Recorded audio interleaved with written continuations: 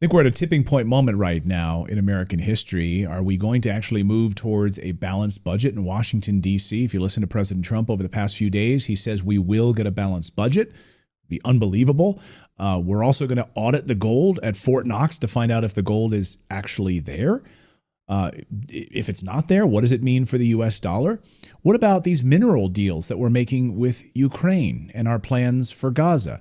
And the future of the U.S. dollar? Is the BRICS nations, are they reeling and scared right now because of where the United States stands under President Trump?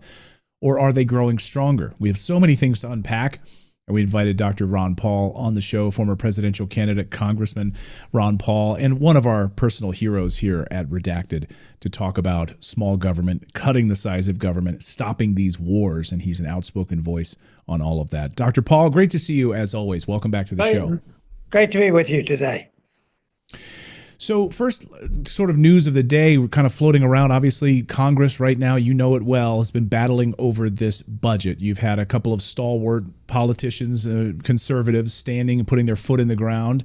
Congressman Massie, your son, Senator Rand Paul, on this spending. And where do you think things stand now? Is the government going to actually shrink under President Trump with this balanced budget move that he's trying to push? I would say, if I was a betting person, and say, is it going to be smaller at the end of this year, or the end of 2 years or 3 years? I would say I'm very skeptical. I doubt if it can happen, but I wish them well. And some of the activity they're doing is fine, but I think you have to address the basic flaws that we have, and that is the philosophy that we follow. We should be non-interventionists in economics, personal liberty, and foreign policy, and we're not there. So the people who want that are very powerful. They call it the deep state or whatever, but it's pervasive, and there's tremendous lobbying. We already have seen it. You know, the people that are coming back at the administration who's trying to cut, tremendous pressure.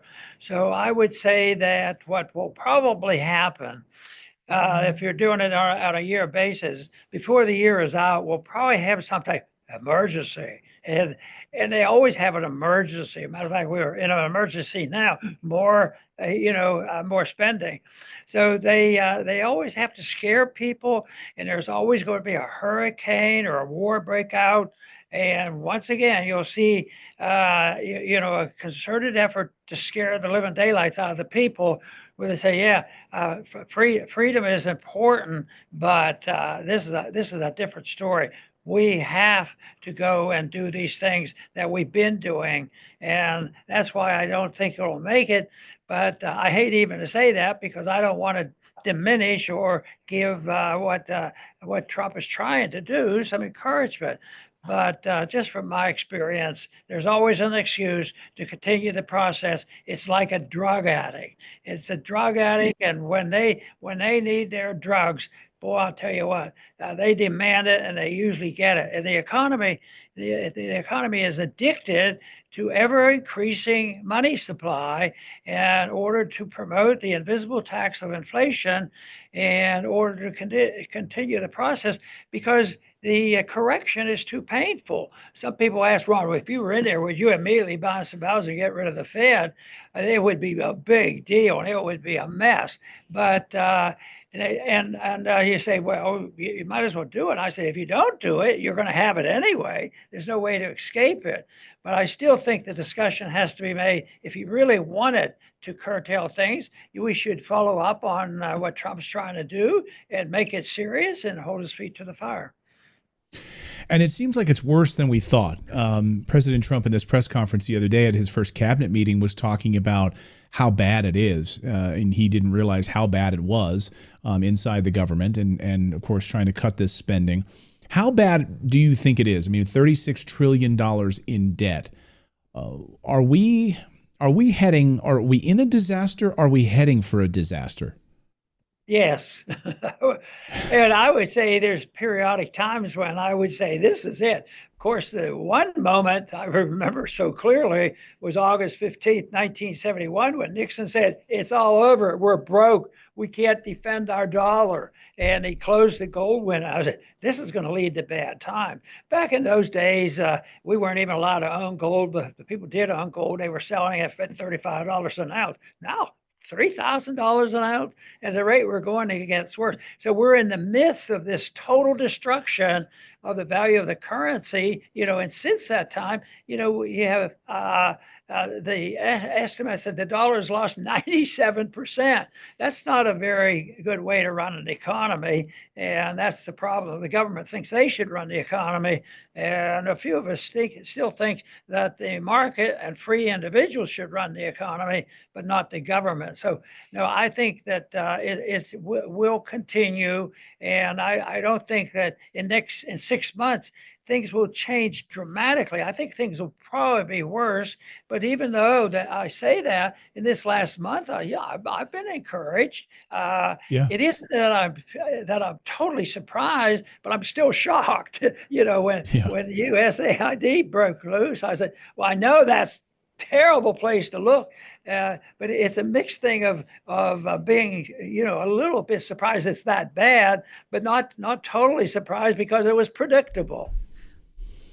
You're right. Yeah. It seems like I wasn't surprised at all. Have you, because we've been covering here on the show the amount of money that USAID has been involved with regime change operations in Ukraine and other places around the world, funneling money to these NGOs. That's the dirty secret of Washington, right? Is these non-governmental organizations that get all of this money. So they get to do the government's dirty work, and they get to kind of say, we're not a part of the government. We're an NGO, like this massive sex trafficking operation of children across our borders that has been facilitated by these NGOs, and a lot of it money pouring in from USAID. So it's not been surprising.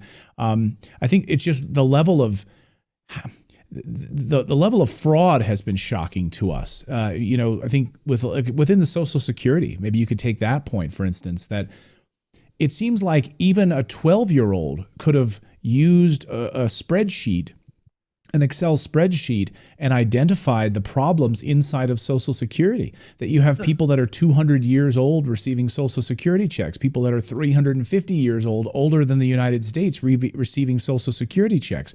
It seems like it was intentional cover-up and fraud on purpose inside of Social Security, no? Well, it is intentional because they see that as their only alternative. But I think what has happened is, although we started off in this country fairly well and with an interest in sound money and this sort of thing, but now it's been converted, especially since 1913, to make the central bank a facilitator. Because no matter what, so all those problems you just stated, whether it's social, welfare, Medicare, wars, there's no resistance, because they know there's a coalition between the money printing and the people who are voting for this and the people who advocate it. It's a military industrial complex, takes care of a certain segment. Then you have pharmaceutical people pressing ahead, and then you have an appeal to the masses by saying you're going to get free and perfect health care. Just let us know, and on the next on the next epidemic, we did such a good job on COVID, we'll be elected to do it. So, but what they do is they don't have any money. They're flat out broke. But we are really broke. But we're rich. We have power, and we have the reserve currency of the world. The temptation is overwhelming, so it will and has continued to do this. So you say, well, will they tax us? And there's not enough money to be taxed. Well, a little bit they're going to tax, but the real tax is the inflation tax. That way they steal everything by just printing money. And guess what? They're going to help the poor people. But the inflation tax hurts the poor people in the middle class, and they go on, and others benefit by it. So this this is I don't think anybody could have been so smart as to plan all this, but it fell into place after World War II that we ended up the powerhouse, but we've gone way beyond its means, just like the Roman Empire did. They extended themselves too far and thought the empire could last forever. They destroyed their republic, and they ended badly. And it looks like we're going to end badly if we don't straighten up, because I think the handwriting's on the wall. And I think that is important. But that's why a lot of us are still hoping, that Trump can get a handle on this. But that'll be determined here. I think within a year we're going to know where we're going.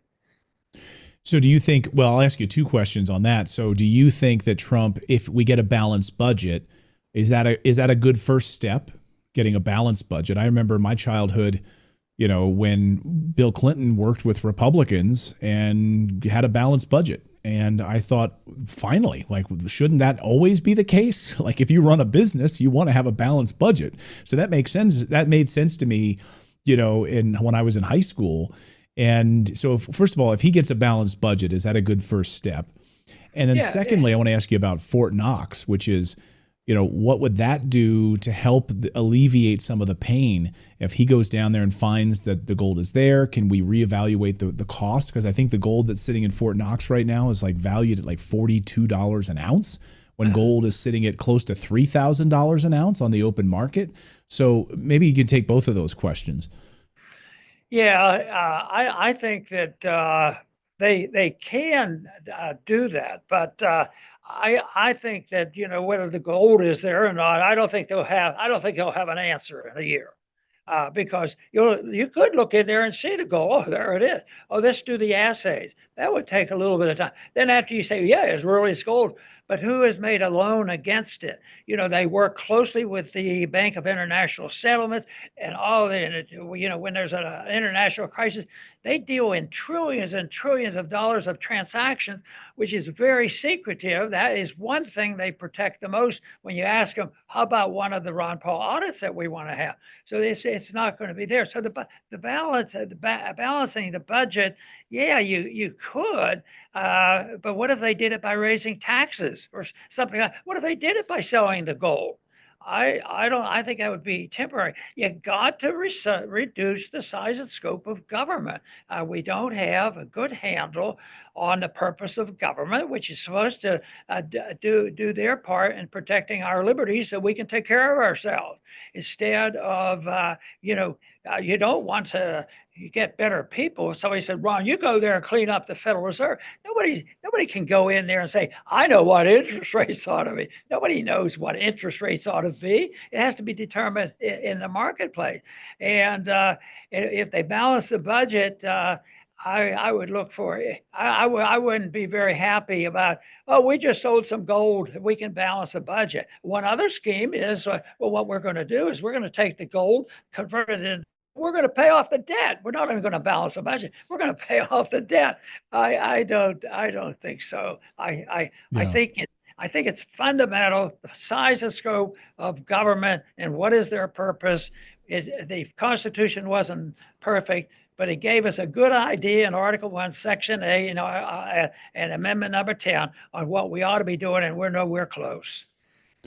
Now, I've seen so many people on social media saying that there's been rumors floating around that Dr. Ron Paul is going to be a part of DOGE or some sort of government accountability, slicing the size of government.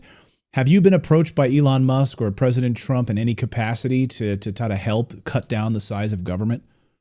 Not directly. I didn't get a phone call, but we've had. To me, it was very surprising because I don't know. Musk, and I did. Matter of fact, I don't think I ever did meet Trump, but they've been friendly and responding. I've been working, 30 or 40 years, willing to go to college campuses and to talk to 15 people if they were interested in monetary policy. But I think that they will do this, but they haven't called me. They've hinted, and the messages go back on the internet. And I all of a sudden learned a lesson. That internet is a big deal. All they have to do is follow. Move one of my blurbs on, and it gets. It used to be that 15 people were the maximum I'd have, and then when I had a presidential races, we get thousands of people interested. Now, Yeah. if Musk forwards one of my blogs, 1 million people or a couple million people. I am so impressed with the opportunities, and we are who believe in liberty ought to see what we can do to take care of that. And that's a job and a half, because a lot of evil comes out of it too. Just think of it's done harm to us, but that's the way things are all the time. But I think that so the closest thing I could get for saying they encourage it is they look at my stuff and compliment it and forward it. So it's been done not just once or twice, and my staff will watch that and they say, "Ron, just look at it. What is it?" I said, "Oh, so Yeah. glad." So what? I know that millions of people see it. Millions of people, I think, are waking up to this. It is to me. I think it's very encouraging, not for me because that's unnecessary, but for people, if they're waking up because they like our message. This is fantastic, and that's why I think the message is even ahead of Trump. I don't think people can do what Trump is doing unless the people decide. Some of the foreign policy stuff he has said, we're not going to fight any wars, and we're going to stop the ones we have. And I don't know where he is on his deeply held beliefs, whether he'll apply his position in Ukraine to the Middle East and all these kind of things. But I tell you what, the attitude of people, their philosophy of beliefs, what they understand is important. I think that's where we're making tremendous progress. And I would say my new experience with the internet says there's a lot of people out there, because if somebody writes in now, and we do get a few people communicate with, I said, I didn't convert these people. I helped get their attention, but that means the system is working in spite of all our shortcomings and all the interference with our First Amendment.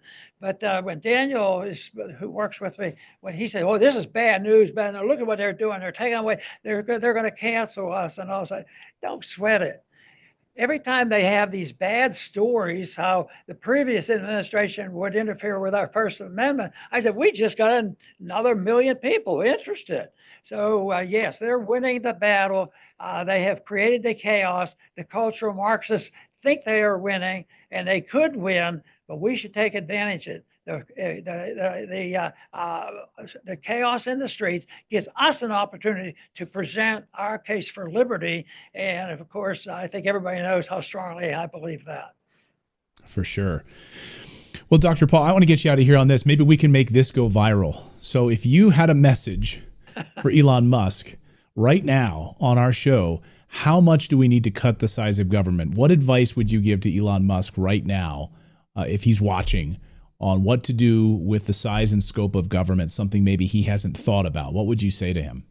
I would say you need a guideline, and the best summary in the Constitution for the guideline is Article 1, Section 8 and the 10th Amendment. But the other thing I would do is that we have to get people to think in terms of natural law, because the founders understood natural law, and natural law has been around before history has existed, before there was language. People did know that you shouldn't lie, cheat, steal, and murder people.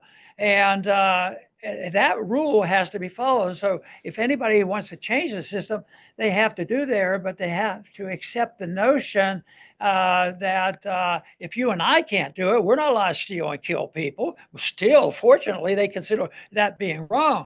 They're lying and cheating and stealing and killing people all the time. How many people have died at the hands of the American taxpayers in the last 10 years?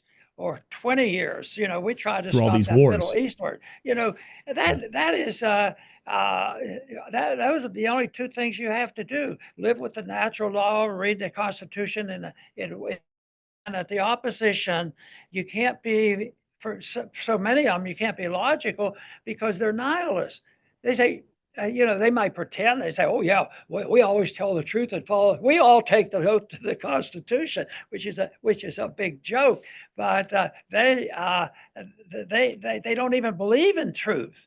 They laugh at that. You guys believe in this stuff, and then they say, "Well, just when we need, we have to tell a few lies in order to save the world and save our country."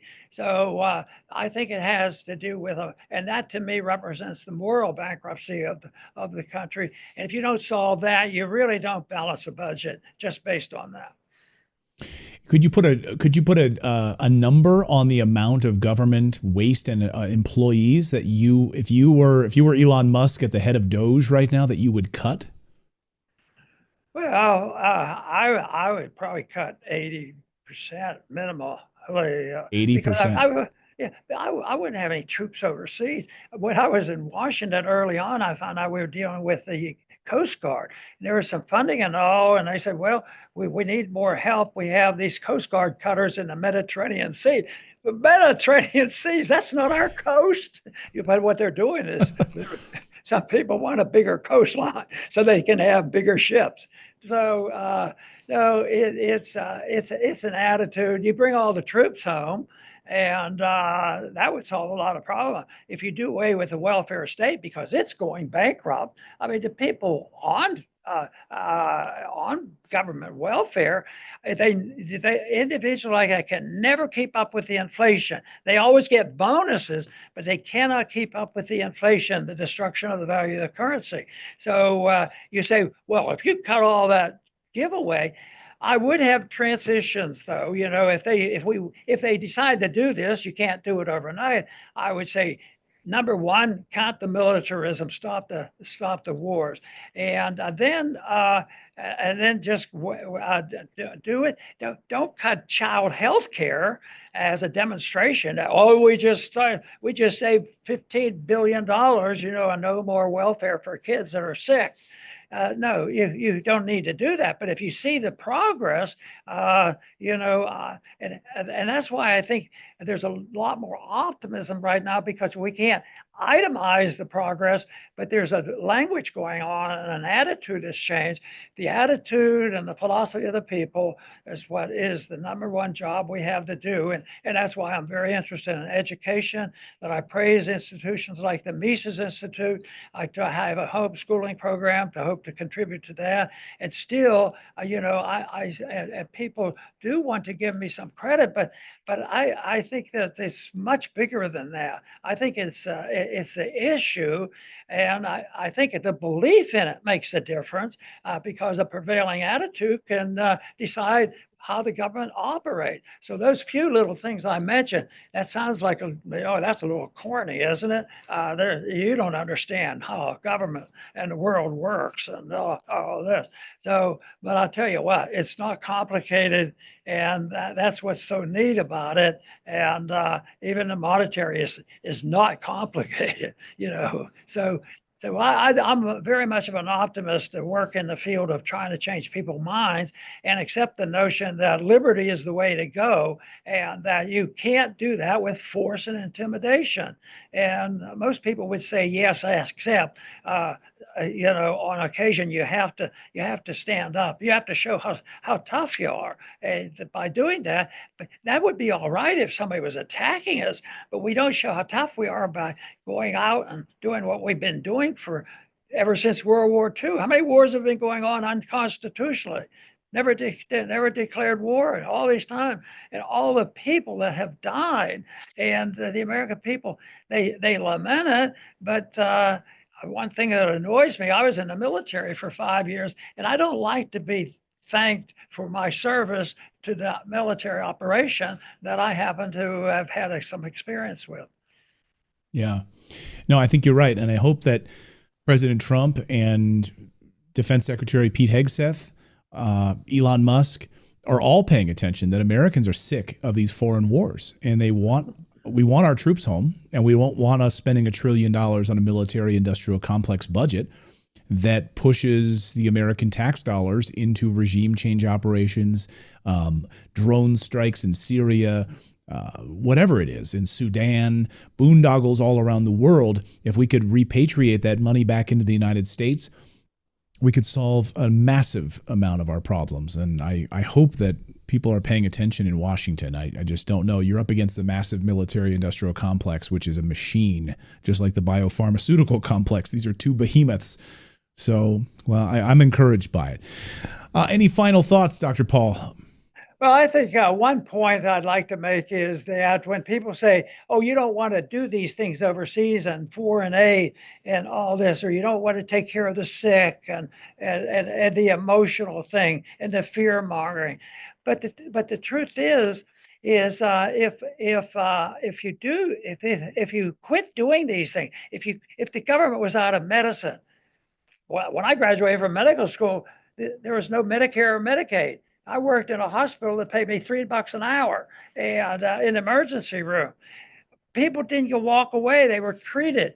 The whole thing is they say, well, you guys that want this silly idea, you're a bunch of isolationists.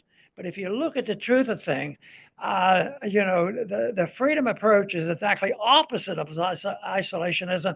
What you want to do is get along with people. You want to trade with people and exchange ideas. So you have that. So I think this whole idea that if the government didn't do it, it would never be done. No, it would get done in a lot better manner than it's getting done now, I'll tell you.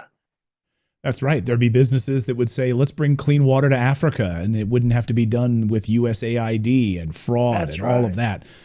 We saw in North Carolina the failure of FEMA, and Americans in North Carolina took to helping other Americans and brought food in far more efficiently than FEMA did. So I think you're absolutely right about that. Dr. Ron Paul, it's always a pleasure to have you here on the show. I encourage people to go check out Ron's great work at the Liberty Report and all of the great videos and podcasts and blog posts over there. If you want to educate other people about liberty, that's the place to start. Understand how we can rebuild this country, and I think this is a great place to start. I always point people to Dr. Paul's work because to me it's the best. Dr. Paul, great to see you as always. Thank you so much. Clayton, thanks very much for having me on.